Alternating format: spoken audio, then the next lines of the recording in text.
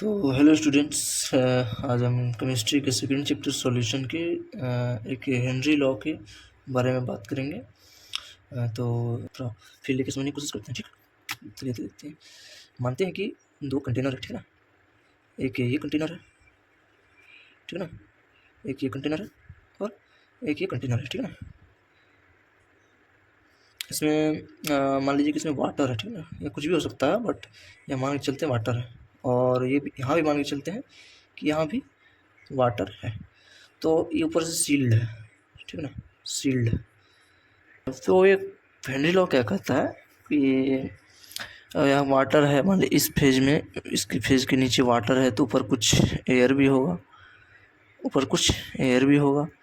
और ये मानिए पिस्टन इसके ऊपर में रहेगा, मतलब ये ऊपर नीचे कर सकता है। ये ऊपर का जो है ये है, ये ऊपर नीचे भी कर सकता है। मतलब अगर प्रेशर लगाएंगे तो नीचे होगा, प्रेशर ढीला करेंगे तो ऊपर होगा।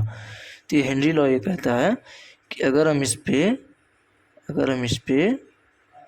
ठीक है ना 10 kg का, मतलब एग्जाम्पल में मानने के लिए, समझने के लिए मान रहे हैं, इसमें 10 kg का कोई पत्थर रखेंगे तो नीचे प्रेशर लगाएगा, फोर्स लगेगा, तो इसके कारण प्रेशर एग्जर्ट होगा यहाँ पर, ठीक है ना। प्रेशर एग्जर्ट होगा तो ये पिस्टन नीचे की तरफ आएगा, ठीक है ना। पिस्टन नीचे की तरफ आएगा तो यहाँ पर एयर जो रहेगा वो कंप्रेस होगा। एयर क्या होगा? एयर कंप्रेस होगा, ठीक है ना। एयर कंप्रेस होगा तो धीरे धीरे एयर क्या होगा, इसका वाटर के अंदर भी एयर डिजॉल्व होगा, ठीक है ना। वाटर के अंदर भी डिजॉल्व होगा। यहाँ मान लेते हैं कि एक बड़ा सा पत्थर रखा हो जो 50 kg का है, ठीक है ना। तो यहाँ भी पहले कुछ एयर होगा, यहाँ भी कुछ पहले एयर होगा, और ये वाटर है। मान के चलते हैं कुछ भी हो सकता है, ठीक है, मैं बार बार बोल रहा हूँ। तो यहाँ पहले जो पत्थर रखे हैं, पत्थर स्टोन रखे हैं, तो ये भी कुछ फोर्स नीचे लगाएगा, जिसके कारण ये पिस्टन नीचे जाएगा। ये पिस्टन थोड़ा ज़्यादा नीचे है क्योंकि अब ये वेट ज़्यादा है, मतलब ये प्रेशर ज़्यादा लगाएगा इसके मुताबिक, क्योंकि ज़्यादा वेट रहेगा तो ज़्यादा फोर्स लगेगा नीचे की तरफ। ये क्लियर सी बात है, उम्मीद है आप समझ रहे होंगे। तो यहाँ जो एयर था, ये इसके मुताबिक यहाँ पे ये पिस्टन नीचे हो जाएगा, इसी कारण ये एयर भी पानी के अंदर ज़्यादा डिजॉल्व होगा, ठीक ना। ये पिस्टन मान लीजिए यहाँ तक आ गया, ठीक है ना, यहाँ तक आ गया। इसमें पिस्टन मात्र यहाँ तक ही आया, तो एयर तो कुछ वाटर के ऊपर भी रहेगा इसमें, बट ज़्यादा नीचे पानी को डिजॉल्व होगा। तो इससे आप क्या समझे कि जितना अधिक ऊपर प्रेशर लगाएंगे उतना ज़्यादा एयर वाटर के अंदर डिजॉल्व होगा, जितना कम लगाएंगे उतना कम एयर वाटर के अंदर डिजॉल्व होगा। पहले ये जान लेते हैं कि ये लॉ किसके लिए है। ये लॉ है it is for gas in liquid. ये गैस लिक्विड में जो रहता है, डिजॉल्व जो होता है उसके लिए है, लिक्विड में गैस, ठीक है। डेफिनेशन क्या कहता है चलिए देखते हैं। The law states that constant temperature, मतलब टेम्परेचर कांस्टेंट रहना चाहिए, ये चेंज नहीं होना चाहिए, नहीं बढ़ना चाहिए, नहीं घटना चाहिए, ठीक है। जितना मतलब जैसे 25 डिग्री सेल्सियस है तो 25 डिग्री रहना चाहिए, ठीक है ना।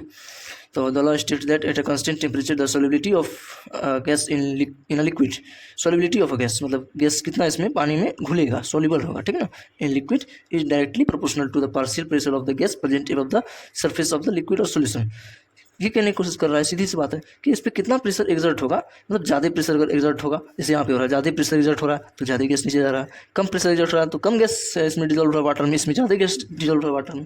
तो पार्शियल प्रेशर अगर आपको थोड़ा हो सकता है दिक्कत दे रहा हो, तो कुछ नहीं है, ये सिस्टम एक बना हुआ था जिसमें कहीं बाहर से कोई एक्सटर्नल चीज़ नहीं रखता, ये इंटरनल प्रेशर ही काम करता है, ठीक है ना। मतलब इसमें कोई एयर इन्वॉल्व ना हो, बाहर से नहीं आए, तो ये पार्शियल प्रेशर नॉर्मल आप समझ सकते हैं कि ये प्रेशर है नॉर्मल, ठीक है, समझने के लिए, ठीक है, ठीक।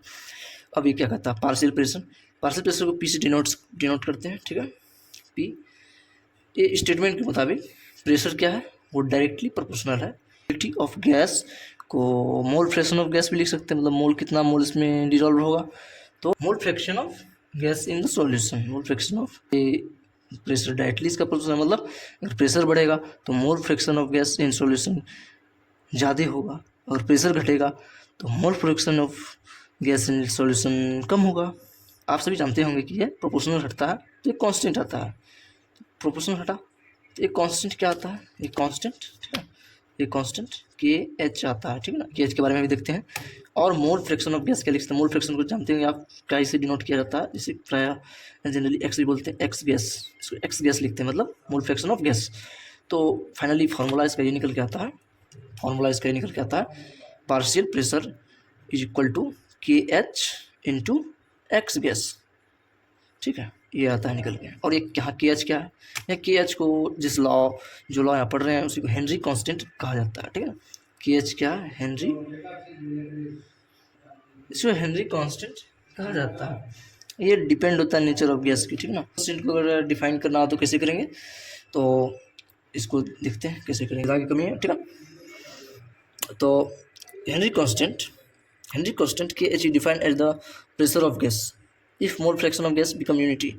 मतलब ये हेनरी कांस्टेंट फर्स्ट में तो कोई भी चीज़ यूनिट में ही लिया जाता है, बाद में वो बढ़े तो उसके मुताबिक वो बढ़ता घटता, बट फर्स्ट में यूनिट लिया जाता है। तो इसका कहने हेनरी कांस्टेंट ये है कि कोई कंटेनर में इसका बात नहीं कर रहे हैं, बस समझाने के लिए, कोई कंटेनर में अगर वाटर है तो उसमें अगर गैस का कंसनट्रेशन 1 मोल रहे तो वो हेनरी कांस्टेंट को कहते हैं। तो अगली वीडियो में देखते हैं। Thanks for watching this video and this lecture.